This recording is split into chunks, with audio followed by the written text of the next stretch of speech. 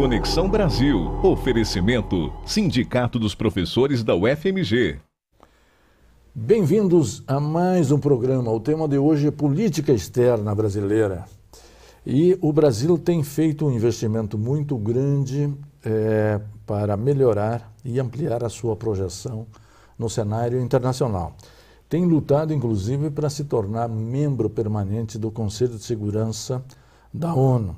E para isso tem ampliado as suas embaixadas no exterior e tem também criado novas oportunidades de negócios e de relacionamento com os países, sobretudo da África, do Oriente Médio e da Ásia, sem contar também aqui na América Latina, né? E nós estamos hoje recebendo um jovem professor da Universidade Federal que se doutorou recentemente exatamente em Relações Internacionais, acaba de lançar um livro extremamente importante, muito interessante, que chama Política Externa e Democracia no Brasil. E ele aceitou gentilmente o nosso convite, está aqui nos estúdios da BH News para exatamente debater esse programa. Professor, qual o propósito do livro? Domingos, é um propósito normativo, em primeiro lugar. Tem um argumento por trás desse livro, que é o de que a política externa brasileira precisa democratizar-se, né?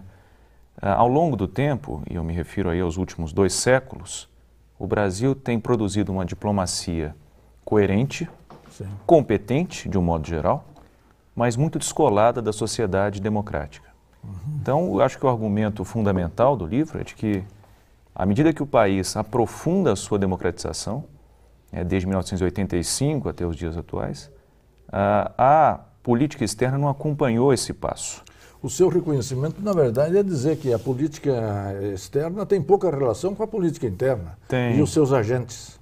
Embora devesse haver essa conexão, porque afinal de contas o que se produz internacionalmente, o que se produz para fora é o reflexo do que acontece no interior, mas a percepção do eleitor, a percepção do indivíduo, do cidadão comum, é de que não há essa relação direta e imediata entre política externa e política interna. E mesmo os nossos chanceleres dão pouca explicação ao nível interno. É verdade. Talvez a um nível só institucional, no Congresso, etc., mas não exatamente para a sociedade. E, ultimamente, talvez a questão internacional esteja muito mais presente, inclusive na mídia e também na sociedade, na própria universidade e no campo do ensino. O senhor vê uma mudança nesse sentido também? Entendo que há uma mudança dramática na cena política e da política externa em particular, na medida em que novos atores apareceram. Você citou bem o caso dos debates na imprensa, na universidade. Eu diria que também há diversos grupos de interesse, de pressão, lobby, no meio ambiente, nos temas de direitos humanos. Então essas novas temáticas, os novos processos, os novos atores têm contribuído para que haja essa democratização, que a meu juízo, ela é a fórceps, né? Ou seja, a despeito do nosso sistema de política externa, do Itamaraty ser concentrador de competências, ele tem de se adaptar a esse novo regime democrático, a esse novo tempo que nós vivenciamos hoje. Voltando ao livro e apresentando, tendo a oportunidade de apresentar ao público mais amplo, com que fontes ele foi escrito e como ele está estruturado internamente? É um produto do meu doutoramento em ciência política, com ênfase em política internacional, né? E eu fiz aí uma pesquisa ampla de 4 anos de revisão de literatura. E acho que é interessante citar que eu tive a chance de entrevistar alguns chanceleres e membros da cúpula do Itamaraty, para entender como essas pessoas que produzem, que fabricam política externa, como eles pensam. Como eles pensam essa conexão com a sociedade democrática. E isso valoriza muito o seu livro, né? A presença dessas entrevistas. Eu acredito que sim. Então, há a fonte primária aí, né? Ou seja, os homens que produzem, eles falaram a mim e compartilharam a experiência e as ideias que eles têm sobre esse processo. Fazendo agora um panorama da política externa brasileira a partir da nossa independência, como é que nós a situamos no Império? No Império, a política externa ela é produzida por uma fração diminuta da elite. Afinal de contas, não havia uma sociedade política, né, propriamente dita ao tempo do Império. No século XIX, quem formula a política externa é, em larga medida, o Conselho de Estado, do imperador, né, do Império. O Senado tem uma posição importante. E no caso do segundo reinado, Pedro II mesmo, Dom Pedro II, ele é um formulador importante da política exterior do Brasil. Sim. E no século XIX foi criado o chamado Ministério de Negócios Estrangeiros, que é o predecessor, o precursor do Itamaraty. Sim. Mas não tinha uma função tão importante, tão estratégica quanto o Itamaraty tem hoje. Sim. Era muito mais voltado para cerimonial, para questões de estilo, né, muito mais formais do que propriamente substantivas. O relacionamento com as embaixadas? Era propriamente isso. Né? Fundamentalmente era fazer a cortesia, né? Fazer as mesuras. A consolidação das nossas fronteiras, por exemplo, que é um aspecto extremamente importante, é feito no Império ou é feito na República? É na República Velha, com o Barão do Rio Branco, sobretudo. Né? No início do século XX, o barão que ocupou a chancelaria, a chefia do Itamaraty, entre 1902 e 1912, ele é o grande artífice dessa construção das fronteiras do país. E a grande referência do Itamaraty até hoje. Patrono, ainda é o patrono, dá nome ao Instituto de Estudos, né, a Academia Diplomática. Rio Branco, né? Instituto Rio Branco. E também fala-se de Casa de Rio Branco, ao se referir ao Ministério, né? Sim. Então ele é uma figura onipresente ainda hoje, 100 anos depois de sua morte. Perfeito.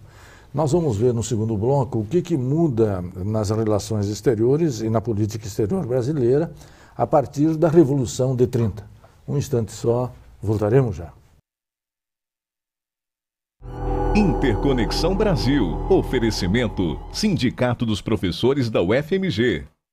Bem-vindos ao segundo bloco. Nós estamos examinando a política externa brasileira e o nosso convidado é Davidson Belém Lopes, professor da UFMG, que acaba de lançar o livro Política Externa, Democracia no Brasil.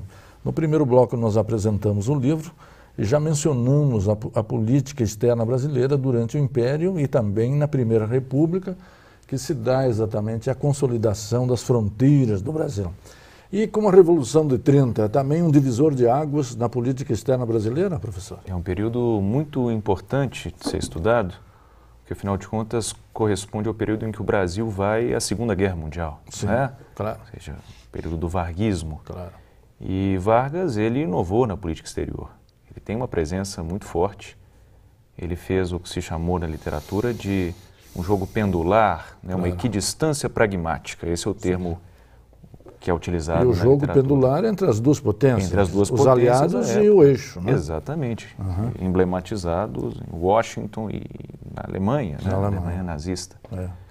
Tentando tirar partidos em termos do nosso desenvolvimento. E conseguiu, a rigor, essa é a coisa interessante dessa política exterior. Ele fez acenos para os Estados Unidos e para a Alemanha e conseguiu trazer para o Brasil alguns benefícios. Né? Todo o nosso parque industrial, siderúrgico, é, em larga medida, produto desse flerte com os dois lados. Sim. Né?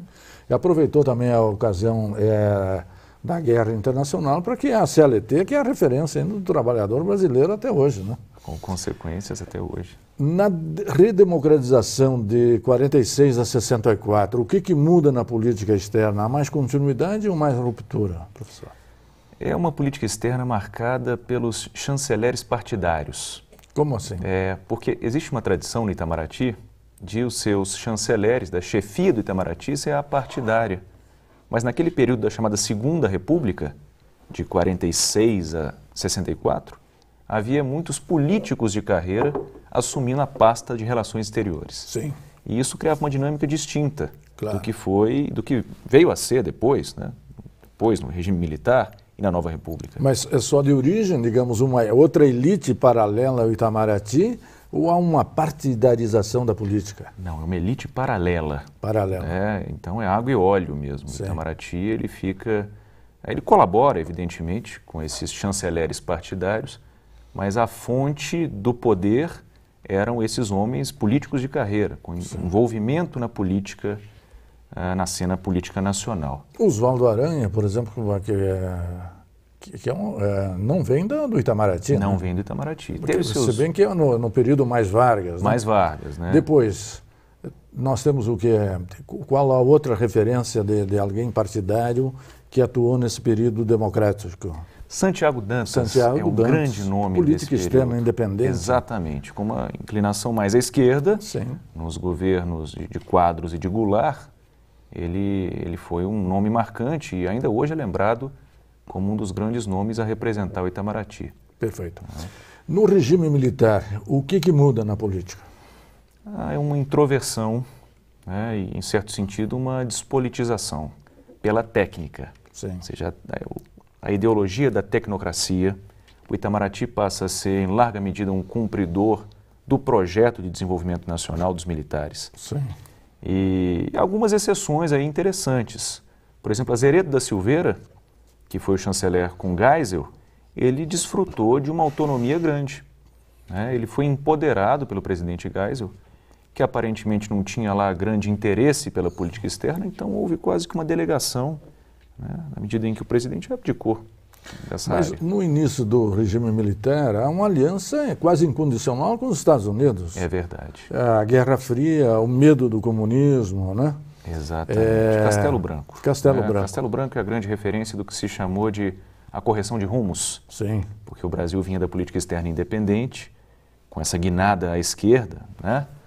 E com essa, enfim, o advento do regime militar, o que se deu foi esse alinhamento incondicional, né? Comparável à época do Gaspar Dutra, lá atrás. Foram um dos períodos, talvez, de maior inclinação pró-Estados Unidos da nossa história. Sim. Com Gaspar Dutra e Castelo Influência Branco. Da Segunda Guerra Mundial. Sem dúvida. E a aproximação do nosso exército com o exército americano. Sem dúvida. Aí se justificava. Esperava-se que o Brasil pudesse também colher esses benefícios lá com o Gaspar Dutra, né? Sim. Com o Plano Marshall, que o Brasil pudesse ser incluído como membro permanente do Conselho de Segurança da ONU lá atrás. Lá atrás. Em 45, na fundação da ONU se esperava. A aspiração vem de lá, então, de longa data? Vem até de antes. Vem até de antes. Vem dos anos 20, quando a ONU sequer existia. Sim. Né? Quando a Liga das Nações era a grande referência em termos de gestão multilateral da política internacional, desde então, dos anos 20, o Brasil vem tentando seu assento permanente no órgão executivo da Liga, então, e depois, nos anos 40, da ONU.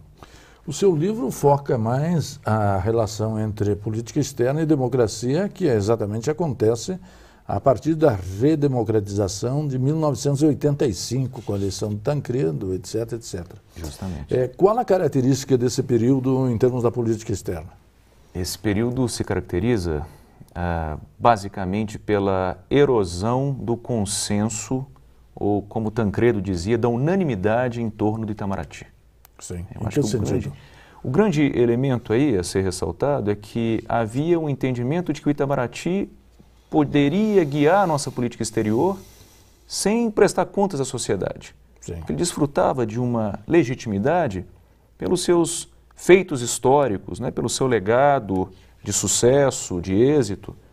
E o que se viu ao longo dos anos 80 e sobretudo 90 foi que a sociedade ela não se contentava em passar um cheque em branco para o Itamaraty. Claro. Ela passa a pleitear suas posições, né, e no limite, determinar o que hoje é a política externa brasileira. Sim. Tem um papel decisivo hoje.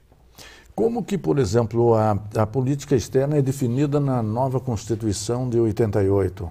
Ou há poucas regulamentações nesse sentido? É uma pergunta muito interessante, porque pela primeira vez na história existe um artigo da Constituição voltado para os princípios da política externa. Sim. Né? O artigo 4º. Sim. Ele traz os preceitos e é interessante porque a partir daí os formuladores, os implementadores, eles têm que se justificar constitucionalmente também. Claro. Eles não podem fazer nada, né, ao arrepio da Constituição. Sim. Eles têm que estar respaldados pelo texto constitucional. Sim, sim. A definição também dos princípios do Brasil no relacionamento com os outros países Justo. É definido também no início da Constituição, né? Exatamente. Que é muito importante isso, né? E a relação entre política externa e democracia? Quer dizer que se abre, então, o Itamaraty, há um certo comprometimento dos nossos chanceleres, ministros e funcionários de justificar à sociedade brasileira exatamente o tipo de política que implementam? Abre-se de forma muito hesitante. Sim. Né? É uma abertura que não acontece de forma planejada. O Itamaraty, e esse é um grande, acho que um dos principais argumentos do livro, né? que o Itamaraty ele bebe em uma tradição aristocrática, Sim. desde sempre, Claro. de pensar o interesse nacional a partir de certos referenciais da elite nacional. Sim, sem dúvida. Né? Então, ele tem de repensar o seu lugar dentro da institucionalidade brasileira, né? Como uma instituição política nacional que está imersa numa sociedade ciosa, sedenta por democracia. A presença de membros da esquerda, ou a vitória de governos de esquerda, o centro-esquerda, ou mais à esquerda, ou a esquerda democrática, tanto o PSDB quanto o PT, muda também, dá outra tonalidade ou não? Entendo que sim, entendo que sim. Bom, a eleição de um intelectual, depois de um operário e depois de uma ex-guerrilheira, muda um pouco a cena da política externa, porque, a rigor, constitucionalmente, inclusive, quem conduz a política externa é o presidente, né? O presidente da República. Ele é que é responsável pela política exterior. E sobretudo, nos governos do PT, né, dos últimos 10 anos, há uma presença muito forte de elementos partidários na condução da política externa, para o bem e para o mal. Claro. Eu sou, inclusive, partidário da tese de que é mais para o bem. É um sinal de que a sociedade começa a se fazer representar. Perfeito. Né? Nós, no último bloco, vamos tratar exatamente de problemas mais atuais de política externa, como, digamos, a espionagem americana feita diretamente à nossa presidente e também diretamente à nossa Petrobras, que é a maior empresa brasileira. Um instante só, voltaremos já. Interconexão Brasil. Oferecimento Sindicato dos Professores da UFMG. Estamos de volta ao nosso terceiro bloco. Estamos examinando a política externa brasileira. Fizemos um breve histórico das várias fases da política externa brasileira, com ênfase à redemocratização de 85 para cá, a chamada Nova República, né? E já deixamos no ar o tema do nosso assunto desse terceiro bloco, né? E é dedicado exatamente à política externa na atualidade, né? Sobretudo começando pela espionagem do governo americano à presidência do Brasil por essa Agência de Segurança Nacional. Como explicar isso, professor? Domingos, essa é uma prática muito antiga, né? A espionagem acontece desde que o mundo é mundo e, em certo sentido, é até um indicador, é um indício de que o Brasil passou a ser mais importante aos olhos dos Estados Unidos, né? Sim. Essa preocupação em monitorar de perto o que está acontecendo ao sul do Equador, eu acho que pode ser lida também assim. Claro. Não que nós devamos... Mas isso seria para nós um certo consolo até? Não, eu não acho que devamos nos sentir lisonjeados por isso, não é o caso. A reação tem que ser firme. Sim. A gente tem que passar a mensagem de que não toleramos esse tipo de intromissão, de ingerência na política doméstica. Sim. Que de resto é o que outros países na Europa, por exemplo, estão fazendo. Na Alemanha, esse é um grande tema que mobilizou a opinião pública. Perfeito. Nas eleições agora, esse é um tema sério, seríssimo. Claro, claro. A própria França, a Espanha, todos os países, na verdade, né? Será que esse controle vai também com relação à Rússia e à própria China? O controle da espionagem, das práticas? Eu acho muito complicado pensar em controle, em uma forma coordenada de controlar a espionagem, porque, a rigor, os Estados não admitem que fazem espionagem. Claro. Admitem depois, quando são pegos, né? Sim. E de forma muito relutante. Claro. Se não tivesse essas denúncias desses grandes cidadãos americanos, ninguém ia ficar sabendo. Ninguém levantaria essa lebre. Essa lebre, né? E outra, com documentação, não é mais possível dizer, olha, isso é invenção, etc. Não dá para tergiversar. Né? Mas o Brasil é alvo dos Estados Unidos, então? Não creio que seja alvo preferencial, mas é um dos alvos dessa atividade de espionagem que hoje é muito estruturada.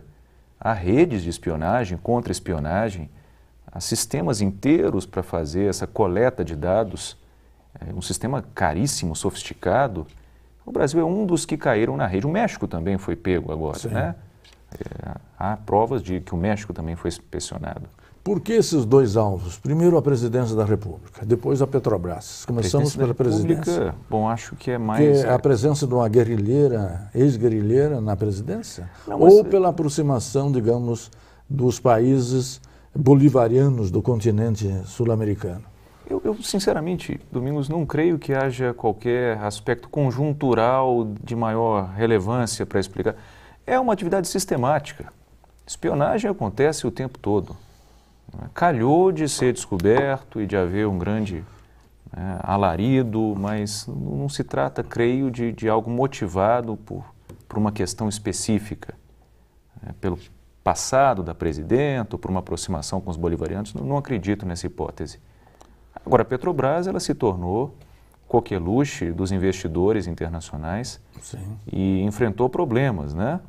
O preço das ações despencou nos últimos anos. Então tem muita gente interessada no que se passa aqui no Brasil. Claro. Tem muito dinheiro de estadunidenses. O pré-sal? Tem o pré-sal, ainda tem o pré-sal. Então tem muito interesse estratégico, né, do ponto de vista geopolítico, mas também econômico. Claro, claro. Né, financeiro. Sim, sim. Né, no Brasil. Energia no mundo é uma questão estratégica. Sem dúvida, da maior relevância. Perfeito. Como que o Brasil tem conduzido essas negociações com os Estados Unidos? Porque se a gente diz que também que é normal espionar, passa também, num certo sentido, a ideia de que não houve, digamos, nenhuma legislação internacional, nem legislações internas teriam sido desrespeitadas. Essa é uma invasão não só de privacidade, como uma invasão de soberania. Como o senhor também classifica dessa maneira? Os Estados Unidos da América argumentam que eles fazem política doméstica quando espionam. Né? É um argumento interessante. Mas é um argumento imperialista. Absolutamente. Absolutamente. Quer dizer que o imperialismo americano, depois da queda da União Soviética, continuou de pé, firme e forte. Por outros caminhos. Por outros caminhos. Mas aparentemente sim, porque controlar a fonte de informação é uma fórmula clássica do imperialismo. Né? Sim. Clássica. Não precisa de conquistar o território. Claro. Esse novo imperialismo envolve, por exemplo, esse modo de dominação. Não é mais indireto. O colonialismo, né? Não é o colonialismo. Não é o colonialismo. Que demanda a presença física, não é necessário. Ou pelos Estados Unidos ou pela presença das multinacionais. Ou de outros aliados, né? O Reino Unido, que é um aliado desde a Segunda Guerra muito presente, né? Sim. E outros, né? Os membros da OTAN, por exemplo. Mas eu lhe interrompi, o Brasil está enfrentando bem essa questão? Tem enfrentado com firmeza. A presidente anunciou recentemente que vai adiar a sua presença nos Estados Unidos, a sua visita, que foi aguardada com muita expectativa nos últimos meses. Ela está adiada por tempo indeterminado. E essa é uma resposta, em bom diplomatês, esse é um sinal forte. Claro. É dizer que nós não aceitamos isso. Sim. Retratem-se. Sim. E as explicações americanas até agora? As explicações são genéricas, não há nada muito digno de nota. Emitiram uma nota afirmando que se tratou de uma decisão colegiada, uma decisão de comum acordo entre Brasil e Estados Unidos, esse adiamento por tempo indeterminado da visita da presidente. E o que se espera é que possa vir algo mais substancioso, né? Algo mais que conte alguma coisa a respeito desse processo para nós brasileiros. Olhando para o futuro, será que vai comprometer as boas relações que nós sempre tivemos com os Estados Unidos a curto e médio prazo, professor? Eu não vejo como o Brasil se indispor de modo duradouro com os Estados Unidos. É uma relação da maior importância historicamente. São os dois gigantes das Américas, né? Do Norte e do Sul. E por mais que eles... Isso também é histórico, né? Eles se indispõem de tempos em tempos, claro. Né? Eles se estranham, mas eles sempre voltam às boas relações porque há um reconhecimento recíproco de que um país é muito importante para o outro. No ano que vem nós temos eleições. Será que esse tema da espionagem e das relações internacionais, da política externa, vai voltar mais quente como um dos tópicos da agenda política eleitoral do ano que vem? Eu apostaria nisso, dado que em 2010 já foi um tema de considerável relevância. Sim. É a tendência que em 2014 se torne ainda mais importante, porque há esse ganho de consciência. A população brasileira hoje entende melhor o que se passa além de suas fronteiras. Claro. Consegue enxergar melhor essas conexões entre o fora e o dentro. Claro. Né? E a defesa da soberania, da privacidade dos brasileiros é um valor que nós prezamos muito, não é isso? É evidente, é um valor. Professor, queria agradecer muito a sua presença aqui no Interconexão Brasil, cumprimentá-lo exatamente pelo livro, um livro muito bem escrito, que recomendo a todos. E é um objeto de pesquisa política externa independente, pouco desenvolvida, que nós, e aí eu quero incentivar outros jovens brasileiros, como um jovem professor aqui, a enveredar nesse campo de pesquisa, porque isso também é parte da projeção e da afirmação do Brasil no cenário internacional. E a você, telespectador, que sempre nos acompanha, nos prestigia, muito obrigado pela sua audiência e até a semana que vem.